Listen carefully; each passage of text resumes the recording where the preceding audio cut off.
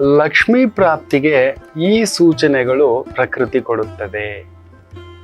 ಅಲ್ಲೆಲ್ಲೋ ಒಂದು ಸೂಚಿಸುತ್ತೆ ಪ್ರಕೃತಿ ನಮ್ಮ ಜೊತೆ ಮಾತನಾಡುತ್ತೆ. ಅಲ್ಲೊಂದು ಬೊಗಸೆಯಷ್ಟು ಪ್ರೀತಿ, ಬೊಗಸೆಯಷ್ಟು ದುಡ್ಡು, ಬೊಗಸೆಯಷ್ಟು ನೆಮ್ಮದಿ, ಬೊಗಸೆಯಷ್ಟು ಸಮಾಧಾನ. ಅದನ್ನ ನಾವು ಅರ್ಥ ಮಾಡ್ಕೊಬಿಟ್ರೆ ಸಾಕು. ಬಾ ಎಸ್ ಬಾ, ನಾನು ಚೆನ್ನಾಗಿದ್ದೇನೆ ಅನ್ನತಕ್ಕಂಥದ್ರ ಸೂಚನೆಯನ್ನ ಪ್ರಕೃತಿ ಕೊಡುತ್ತೆ.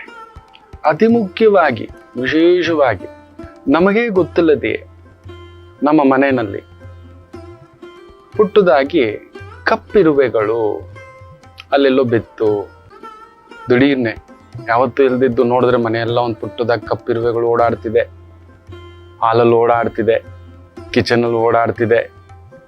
ಅಲ್ಲೆಲ್ಲೋ ಒಂದು ಸಣ್ಣ ಧನಪ್ರಾಪ್ತಿಯನ್ನ, ಬೊಗಸೆಯಷ್ಟು ಧನವನ್ನ ಆ ಲಕ್ಷ್ಮಿ ನಿಮ್ಮ ಜೋಳಿಗೆಗೆ ಹಾಕ್ತಿದ್ದಾಳೆ ಅನ್ನತಕ್ಕಂಥದ್ರ ಅರ್ಥ. ಅಲ್ಲೊಂದು ನಿತ್ಯ ದಾರಿದ್ರ್ಯಕ್ಕೆ ಅಲ್ಲೊಂದು ತಟಸ್ಥ ನೀತಿ, ಅಲ್ಲೊಂದು ಅಡ್ಡಿ.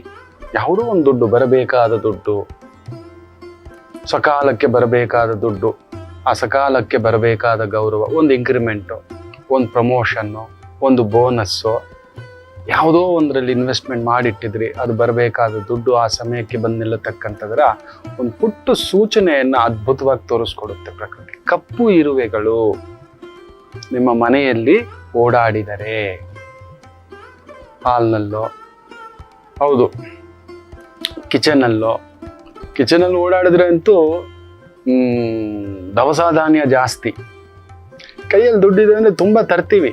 ಚೆನ್ನಾಗಿ ನಿತ್ಯ ಒಂದು ಹೋಳಿಗೆ ಊಟ, ಹಾಲಿನ ಊಟ, ಕ್ಷೀರಾನ್ನ ಊಟ, ತುಪ್ಪದ ಊಟ ತಿನ್ನತಕ್ಕಂಥ ಒಂದು ಯೋಗ್ಯತೆಯನ್ನ ಕೊಡುತ್ತೆ. ಬೊಗಸೆಯಷ್ಟು ಬದುಕು ಅಲ್ಲಿ ತುಂಬಿಸುತ್ತೆ ಆ ತಾಯಿ ಜಗನ್ಮಾತೆ.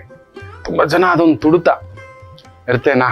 ಖಂಡಿತ ಪ್ರಕೃತಿ ಇದನ್ನು ನಮಗೆ ಸೂಚನೆಗಳ ಮೂಲಕ, ನೋಡಪ್ಪ ನಿನಗೆ ಇದನ್ನು ಕಳಿಸ್ತಿದ್ದೀನಿ, ಇದನ್ನು ಸರಿಯಾಗಿ ಬಳಸ್ಕೊ, ಉಪಯೋಗಿಸ್ಕೊ ಅದನ್ನು ನಾವು ಸರಿಯಾಗಿ ಉಪಯೋಗಿಸ್ಕೋಬೇಕಷ್ಟೇ.